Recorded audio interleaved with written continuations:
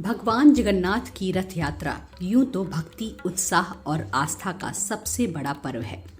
ये अवसर भक्तों के लिए बहुत खास होता है क्योंकि इस दिन भगवान खुद रथ में बैठकर भक्तों के बीच आते हैं और उन्हें अपना आशीर्वाद देते हैं। लेकिन क्या आप जानते हैं कि इस यात्रा में एक ऐसा चमत्कार भी होता है जो हर किसी को हैरान कर देता है।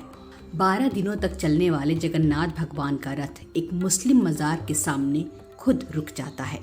आखिर ऐसा क्यों होता है? इसके पीछे क्या रहस्य है?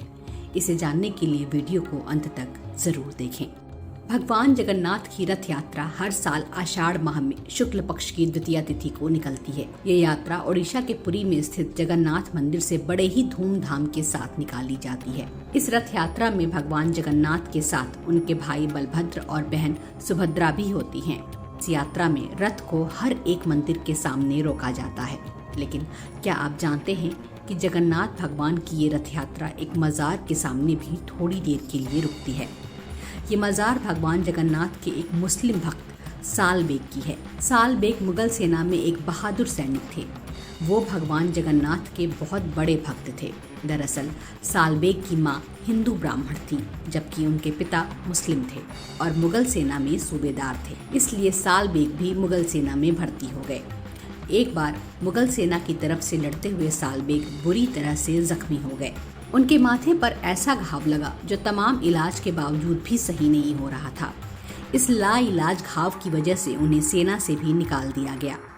बेटी की तकलीफ देखकर उनकी मां ने भगवान जगन्नाथ की पूजा की। उन्होंने सालबेग से भी जगन्नाथ भगवान की शरण में जाने को कहा। अपनी मां की बात मानकर सालबेग ने भगवान जगन्नाथ की पूजा शुरू कर दी। इससे खुश होकर भगवान जगन्नाथ ने सालबेग को सपने में दर्शन दिए। सपने में भगवान जगन्नाथ ने सालबेग को माथे के घाव पर विभूति लगाने को दी। सालबेग ने सपने में ही वो विभूति माथे पर लगाई। उन्होंने जैसे ही वो विभूति लगाई, उनकी नींद खुल गई। नींद खुलते ही उन्होंने सबसे पहले अपना माथा छुआ। सालबेग ये देखकर हैरान हो गए कि उनका जख्म अब पूरी तरह ठीक हो गया था।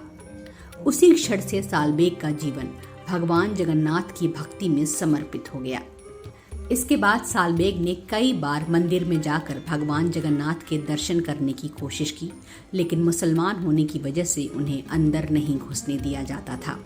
लेकिन उन्होंने हार नहीं मानी और मंदिर के बाहर ही बैठकर भगवान जगन्नाथ की भक्ति करने लगे। इस दौरान उन्होंने भगवान जगन्नाथ पर कई भक्ति गीत और कविताएं लिखी। सालबेग के बनाए भगवान के भजन आज भी लोगों के बीच लोकप्रिय हैं। उड़िया भाषा में लिखे गए सालबेग के गीत काफी प्रसिद्ध हुए, लेकिन फिर भी उन्हें मंदिर में प्रवेश नहीं मिला। सालबेग ने एक बार कहा था कि अगर मेरी भक्ति में सच्चाई है तो मेरे मरने के बाद भगवान जगन्नाथ खुद मेरी मजार पर आकर मुझे दर्शन देंगे। सालबेग की मौत के बाद उन्हें जगन्नाथ मंदिर और गुंडीचा मंदिर के बीच दफना दिया गया और फिर हुआ एक चमत्कार।